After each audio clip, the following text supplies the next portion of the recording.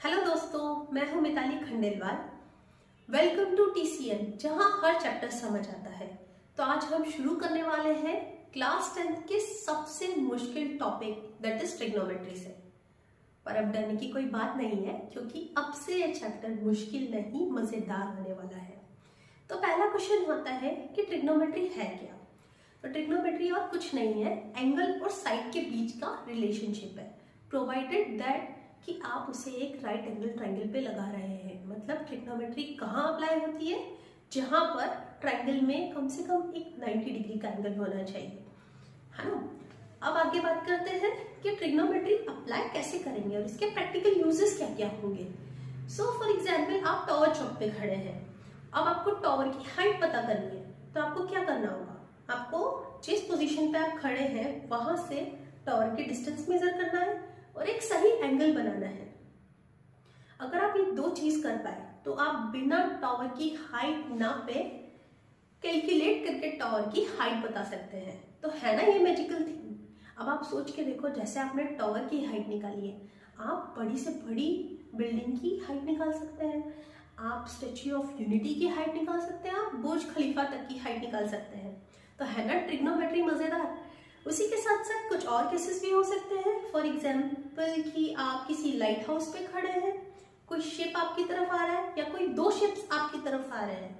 तो अगेन, अगर आपने सही एंगल मेजर कर रखा है शिप का और आपको ग्राउंड डिस्टेंस पता है कि अभी हाल फिलहाल वो इतनी दूरी पर है, तो आप मिनट और सेकंड में एग्जैक्ट टाइम बता सकते हैं कि वो किस रफ्तार से आपकी तरफ आएगी और कब आपके पास पहुंच जाएगी। तो ये हुआ ट्रिग्नोमेट्री के कुछ बेसिक एग्जाम्पल। अगर हम डे टू डे लाइफ में देखें तो गूगल मैप्स सबसे ज्यादा ट्रिग्नोमेट्री यूज कर रहा है। हमारे इंजीनियर्स हो गए, आर्किटेक्ट्स हो गए, बिल्डर्स हो गए, ये सभी ट्रिग्नोमेट्री का इम्प्लीमेंटेशन करते हैं। तो चलिए शुरू करते हैं ट्रिग्नोमेट्री से। तो सबसे पहले हम ट्रिग्नोमेट्री की मोस्ट एसेंशियल कंडीशन फॉलो करते हुए एक रेक्टेंगल ट्रायंगल लेंगे। इसको मैं लेवलिंग कर देती हूँ। बी पे हमने 90 डिग्री एंगल एज्यूम किया है। अब हम जिस एंगल के रेफरेंस में बात कर रहे हैं, फॉर एग्जांपल अगर हम एंगल सी के लिए बात करते हैं, तो सी के जस्ट अपोजिट साइड होगी परपेंडिकुलर और सी के एडजेसेंट साइड, साथ वाली साइड को हम बोलेंगे बेस। इस ट्रायंगल की सबसे लॉन्गेस्ट साइड क्या होगी? Hypotenuse. But let's see another case. अगर आपको एग्जाम में एंगल ए के लिए सारे रेशियोज निकालने बोलते हैं, यहाँ कोई अननोन आइडेंटिटी पूछते हैं, आइडेंटिटी या फिर कोई साइड का मेजर पूछ लेते हैं एंगल ए के रेफरेंस में, तो जहां बच्चे कॉमन मिस्टेक करते हैं, आपको इस चीज का ध्यान रखना है कि जो भी एंगल होगा उसके जस्ट अपोजिट साइड उसका परपेंडिकुलर होगा और उसके एडजेसेंट साइड पे उसका बेस होगा। तो अगर हम अभी जो मैंने बताया उसे अगर मैं सम अप करूं, तो for angle C A B क्या होगा? परपेंडिकुलर, एंड बी सी क्या होगा? Base. And for angle A BC would be perpendicular and AB would be base. I hope आपको यहाँ तक अच्छे से समझ आया होगा। अब हम बात कर रहे हैं रेशियोज की। तो हमारे ग्रेट साइंटिस्ट, जैसे कि आपने पाइथागोरस के बारे में भी पढ़ा होगा, उन लोगों ने हर एक साइड के रेशियोज के कुछ न्यूमेरिक वैल्यूज फाइंड किए हैं। आप सोच रहे होंगे कि कैसे वैल्यूज पता लगी, कैसे रेशियोज निकाले, कैसे क्या डिसाइड किया। अगेन मैं कहूंगी, जैसे जैसे हम चैप्टर में डीप डाउन घुसते चले जाएंगे, जैसे जैसे हमारी अंडरस्टैंडिंग बढ़ती चली जाएगी, आपको एक एक चीज अच्छे से समझ में आती जाएगी।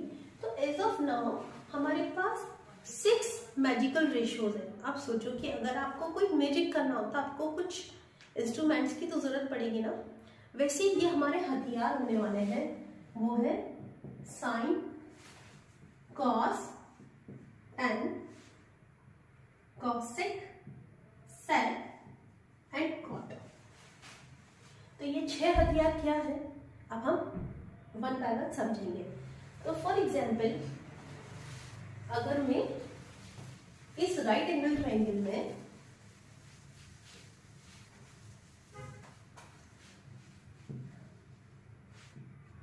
जो कि ABC हमने कंसीडर किया है, इसे 90 डिग्री बनाती हूँ और हम एंगल C के रेफरेंस में बात करें तो ये होगी परपेंडिकुलर, ये होगी बेस और ये होगी हाइपोटेन्यूज। तो साइन कॉस tan क्या कहते हैं, इनके रेशियोज के कुछ फॉर्मूले हैं कि हम साइन एक एंगल फॉर्म करते हैं तो हम साइन किसके इक्विवेलेंट होगा, परपेंडिकुलर अपॉन हाइपोटेन्यूज के। कॉस होगा इक्वल बेस अपॉन हाइपोटेन्यूज के, tan इक्वल होगा परपेंडिकुलर अपॉन बेस के, है ना। अगर आपको मुश्किल लग रहा है तो इसको आप एक निमोनिक से याद कर सकते हैं, पड़ोसी भूखा प्यासा हिंदुस्तान हरा भरा। पड़ोसी भूखा प्यासा हिंदुस्तान हरा भरा, इसका मतलब क्या हुआ। फॉर एग्जाम्पल, आपको साइन थीटा की जगह एक एंगल पता लग जाता है कि जैसे मैंने टॉवर का एग्जाम्पल लिया था कि आप ग्राउंड डिस्टेंस से 30 डिग्री का एंगल बना पा रहे हैं टॉप पर, तो एंगल की वैल्यू क्या हो गई 30। अब यहाँ पर आपके पास अगर परपेंडिकुलर है या हाइपोटेन्यूस है या दोनों में से एक क्वांटिटी है तो आप साइन 30 की वैल्यू पुट करके और उस एक अननोन क्वांटिटी की वैल्यू पुट करके दूसरी वैल्यू निकाल सकते हैं। वो कैसे, फॉर एग्जाम्पल, अगर हमारे पास परपेंडिकुलर की वैल्यू 4 है और हाइपोटेन्यूस उसने अननोन दे दिया, अब साइन 30 की वैल्यू कैसे पता करें। तो ये जो रेशियोज हैं, जैसे साइन हमने क्या किया, हमारे साइंटिस्ट ने क्या किया कि परपेंडिकुलर और हाइपोटेन्यूस का 30 डिग्री 60 डिग्री 90 डिग्री 0 डिग्री पे कुछ वैल्यूज निकाल के आपके लिए ऑलरेडी रख दिए हैं, आपकी सहूलियत के लिए रखे हैं ताकि जब भी आपको जरूरत हो आप डायरेक्ट वैल्यू उठाकर पुट कर सको। तो कुछ जनरल एंगल्स को साइंटिस्ट ने सम अप किया है। क्या है वो एंगल्स, हम अभी देख लेते हैं। तो फर्स्ट एंगल होता है 0 degree, then 30 degree, then 45 degree, then 60 degree, then 90 degree. Okay, तो अगर हम यहाँ पर बात करते हैं साइन थीटा की, तो साइन 0 की वैल्यू होती है 0, 30 की वैल्यू होती है 1/2, 45 की 1/√2, 60 की √3/2 एंड 90 की 1। ओके, यहाँ पे मैंने बात की थी साइन थीटा की। सिमिलरली अगर मैं कॉस थीटा की बात करूं तो वो होता है base upon hypotenuse, and tan theta की बात करूं तो वो होता है परपेंडिकुलर और बेस का रेशियो, परपेंडिकुलर और बेस का रेशियो। अब रही बात कॉसेक थीटा की, तो मैंने साइन के जस्ट नीचे लिखा है कॉसेक। तो कॉसेक साइन का रेसिप्रोकल होता है। अगर मुझे इसका फॉर्मूला पता करना है तो मुझे साइन के फॉर्मूले को रेसिप्रोकेट कर देना है। सिमिलरली सेक होता है कॉस का रेसिप्रोकल, तो इसका फॉर्मूला हो जाएगा hypotenuse upon base, and cot होता है टेन का रेसिप्रोकल, तो यहाँ हम लिख सकते हैं बेस अपॉन परपेंडिकुलर। अब जिस तरह से मैंने वैल्यूज पुट की है, जैसे मैंने आपको भी एग्जांपल दिया था कि हम एक नॉन डिस्टेंस और एक एंगल की हेल्प से वैल्यू निकाल सकते हैं, तो यहाँ हमने बात की थी साइन थीटा की। अगर सिमिलरली हमारा एंगल का रेशियो बनता है बेस और हाइपोटेन्यूस के बीच में, तो हम next ratio cos theta use कर सकते हैं। अब कॉस की वैल्यू लिखने की ट्रिक क्या होगी, ये 1 को आप इधर लिख दीजिए, इस 0 को आप इधर लिख दीजिए, इस √3/2 को इधर लिख दीजिए और 1/2 को इधर, और ये जो सेंटर है इसको इजीली कॉपी करना है, मीन्स क्रॉस हो जाएगा, ये इधर इधर इधर और इधर। ओके, अब टेन थीटा बहुत ही प्यारा एंगल है। प्यारा क्यों है, क्योंकि टेन थीटा अपने आप में एक मैजिक कैरी किए हुए। टेन थीटा होता है sine theta upon cos theta. Okay, अगर हम साइन और कॉस को डिवाइड कर दें तो हमें टेन थीटा मिल जाता है। इसका प्रूफ यहाँ भी आप देख सकते हैं। साइन थीटा की वैल्यू होती है P upon H upon cos theta की वैल्यू होती है B अपॉन H। अगर मैं डिवाइड करती हूँ तो P अपॉन H, जब मैं डिवाइड को मल्टीप्लाई में चेंज करूंगी तो हो जाएगा H अपॉन B।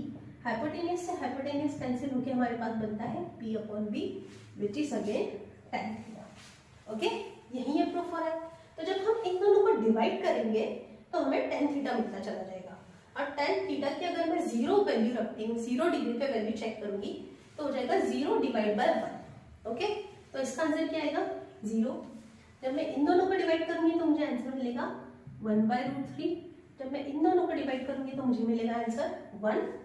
इन दोनों को डिवाइड करूंगी तो √3 and anything upon 0 is not defined.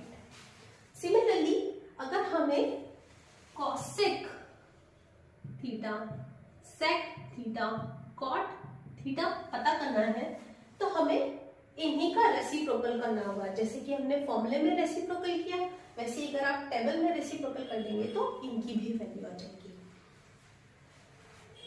चलिए अब हम एक एग्जाम्पल प्रैक्टिस करके देखते हैं।